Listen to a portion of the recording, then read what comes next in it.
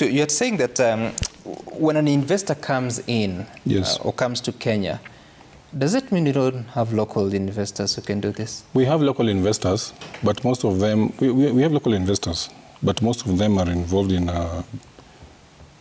maybe gold or... Now, in this case, I'm talking about strategic minerals that are very important and critical. You know, there's a scramble for them at the moment, and that's when the director was listing them to you. There's a huge scramble for strategic minerals because we are transiting from fossil fuel to green energy. So we have also local investors who we can partner with as National Mining Corporation. We can also partner with international investors. But we're encouraging even Kenyans to engage in mining because, you know, people fear engaging in mining because the nature of business of mining is a business which is capital intensive. You spend a lot of money in mining. And you know, a mineral, for as long as it is down there, it is useless until you bring it up. And the process of bringing it up is now what discourages people. Because it is, like you said, it is not cheap to do exploration. Drilling alone is very expensive. So that one discourages people from that. So you find that people from out can come and spend their money because they have money. But we also have a few Kenyans who are doing that, and they're actually spending a lot of money on exploration, and they're going to mining. So when you say capital intensive, what are you talking about? Like, what range? We are talking about, like, for example, drilling one hole, director, could be how much? Drilling per meter ranges from about 6,000 shillings to 10,000 shillings. And during exploration, you may want to drill up to 200 meters. So you can see that cost, and you must drill several drill holes so that you can be able to analyze and be able to get the volume. Right. Yeah. And so that's at exploration. And that's just drilling. Yeah. There are also other methods. It's testing and sampling, lab. Yeah. You have to go to the lab. So before you make money, like, how much do you have spent? I don't think there's a standard. And don't forget, you're also running a campsite. Yes. You're feeding people, you're buying fuel. So the expenditure and the costs around starting a mine, there is no hard and fast rule. I know you're waiting for 50 million. No, not exactly. You see, the community also. The reason I'm asking this question is because clearly we can see that the better placed investors so far have been external. Correct. How do we build local capacity so that people can also plan? I mean, there are people who have a lot of resources just lying somewhere, accumulating some interest, and maybe they could invest in such a sector. Maybe if we had an estimate.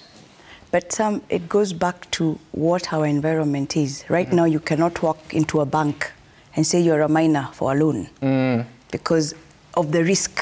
Banks will not take that loan. So access to finance is actually one of the greatest inhibitors for local investors. We have been in talks with several banks. I know AWIC has been, but still it's also, again, the narrative of demystifying the sector. That, for instance, if I had my gold estimate, can I use that report in a bank?